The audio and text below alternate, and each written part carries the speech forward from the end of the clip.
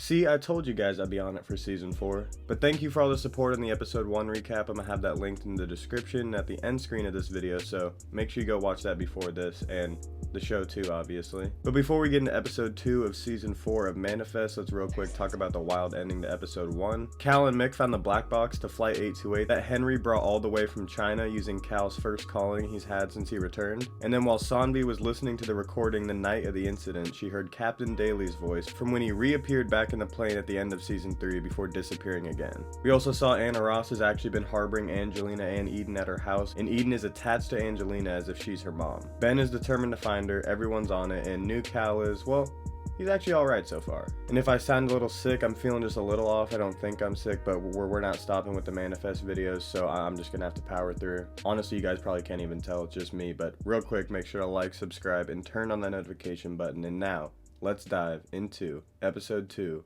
All Call. So we start out with another huge payoff scene, Grace's funeral. It's almost like morbid curiosity, but I needed to see how the family was and their reaction after. I don't know. But either way, we see Cal in the distance because you never know, people could have eyes on them right now. And then next we find out about the 828 registry, somewhere the passengers have to report to monthly, and if missed, results in jail time, showing that the government and law enforcement is still breathing down their necks. Mick was just called in this morning to the registry and is praying it's not about Henry Kim. Sanvi pulls up and tells Zeke and Cal about the voice recording of Captain Daly, and she wants to tell Ben, but she hasn't seen him in months and doesn't know that.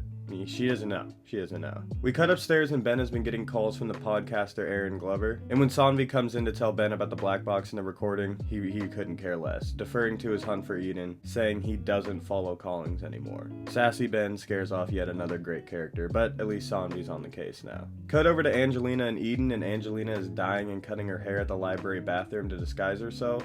I mean, she looks pretty much the same, but after she walks out, all the workers seem suspicious of her. And over at the registry, we see Makami for the first time, who happens to work there now. But of course, her and this other detective start questioning Mick about Henry Kim. Mick is able to cover her tracks, but before they walk away, Makami flashes her a note saying, "Park bench ASAP," obviously referring to the one her and Jared always went to. Cal tries to tell Ben about his calling and that they need to help Sanvi, but I mean, just look at this man. Come on, Ben. But for some reason, Ben comes up with the idea to go on Aaron's podcast and try and convince the world that Eden is still alive and out there. Well, let's just hope he gets distracted before that happens. Back at Vance's lab, Sanvi and Vance are talking to Henry, and he reveals that as a kid he was struck by lightning and it left him this gnarly scar that his father said looks like a dragon. And he also said it gave Henry the strength of a dragon, and he would use his strength to lower his heart rate and quote-unquote feel vibrations from the box like a humming, as if it were meditating with him. He said that when he did this, he heard a sea of voices under the sound of the hum, all happening at once. He tries to show them, but it doesn't work. Mick and Jared meet up at the bench, and we get a flashback of after the funeral, where Mick told Jared that he can't be in her life anymore because he still has feelings for her, and she very clearly still has feelings for him. But back in real time, Jared tells her that the Chinese now know Henry Kim is in America, and they have tasked the NYPD with finding him. And they are tracking him somehow, but it's most likely with the chip they inserted in him because he doesn't have anything on him. But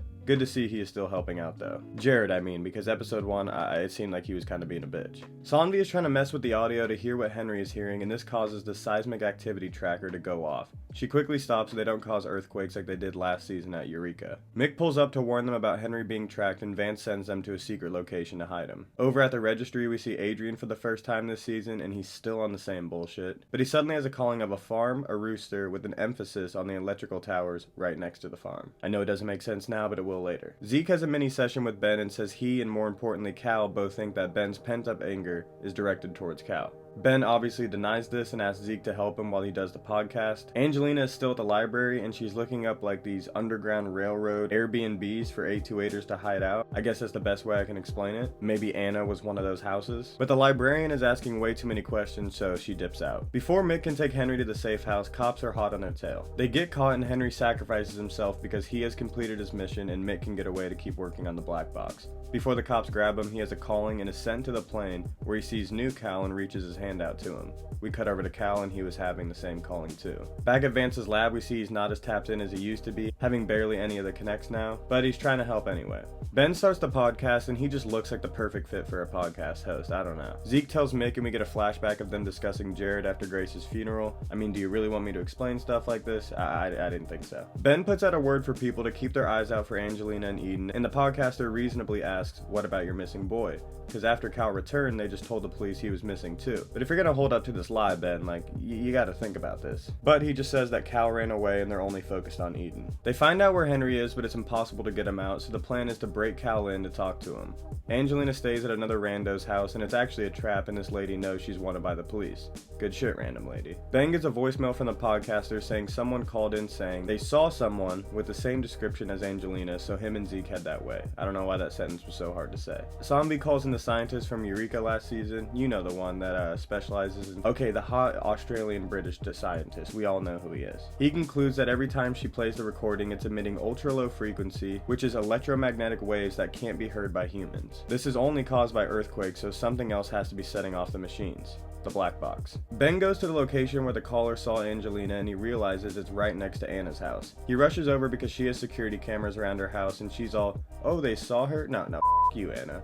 You. She says that her cameras are fake and are just to scare off criminals, but luckily he brought Zeke and he uses his powers to tell that she's obviously lying. She reveals to Ben that both Angelina and Eden are alive. Ben is furious, but either way he's happy to know that Eden is alive. We cut over to Adrian's calling and of course, it's saving Angelina from that crazy house. Back with Cal and he gets to Henry to talk about the calling and Henry says that everything has been leading up to him giving Cal what he needs, the black box, and now his journey is complete. This is a pretty chill guy. But he says Cal's a dragon just like him and has a scar too, but it's on the inside. And instead of just explaining all this, because it's probably the last time we'll ever talk to Henry in this show, he just says, oh, you'll find out soon. Great. We round out the episode with a quick little Josh Dallas amazing acting scene, I'm Not Crying, You Are. But we see that Eden was having the same callings as him, but she just drew them out. Very reminiscent of young Cal. Adrian finally gets to talk to Angelina and ask her why the hell she thought he meant kill Grace and steal Eden. And this just leads to her asking for help, which he agrees to. Hey yo, what the fuck? Jared, man. First Mick's second best friend and now her ex-partner. What is your deal, dude? Makami not looking too bad, though. Lastly, we get a manifest montage, everyone hugging. Wait, I swear they always end the episode with those montages and they have like the biggest scene ever after. But then we cut to Cal and on his arm is the same dragon scar Henry had. Oh shit, and then right after, we cut to Sanvi listening to the recording and boy does she find something. She tries the meditation trick just like Henry Kim and messes with the audio until she hears the sea of voices as well. She isolates it and we hear that all the voices are just different callings all the passengers have heard. So honestly, the thing that shocked me the most this episode was Jared and Makami hooking up on the low. Like, Jared, what is your problem, man? But let's discuss. So, imagine how hot... So the black box holds recordings of all the callings. Can't get too much into this because it would spoil episodes after this, but this is big. Either way, thank you, Henry, for your services. I wonder what his journey to Cal was really like, because... like he said, since they returned, all of his callings have led up to Cal, which I thought was pretty cool. I felt like this episode was a lot more emotion and drama. I've seen a lot of people say they don't care about the Eden side plot with Ben, and I get that. It is kind of a lot when we only have one season to wrap all this up, but I just love Ben, and this is realistically what he should and would be doing in this situation. But I do agree they should cut down some of the time on that. New Cal is having callings left and right now, and I'm starting to like him more. He is adding a lot. I'm wanting to see some more Olive, though. I feel like she hasn't even been here this season yet. Zeke is becoming more and more likable, but I feel like he's hella underused and he can literally read minds. But really hope the end of this episode was an indication that him and Mick are all good, because by the way, I'm team Zeke. I know it's kind of a debate, Zeke and Jared, but it's Zeke. Nice to see Sanvi and Vance still have resources like the Australian/British scientist. If seismic activity is connected to the black box, are they going to cause more destruction this season? Love the Grace's funeral flashback scene, but the one with Mick and Zeke was not one I was really needing. Overall, I really like this episode, kind of the same amount as episode 1. Camera work and production is still really high, acting is getting better.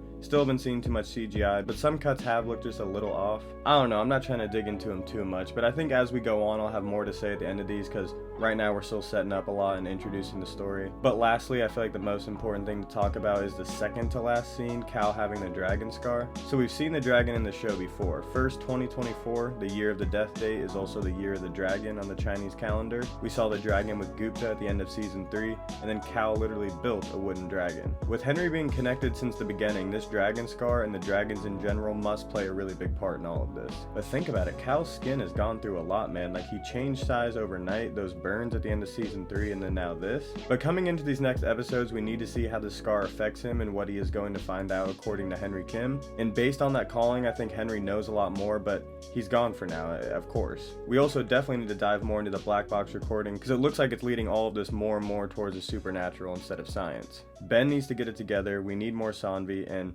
low-key, I kind of want more new Cal.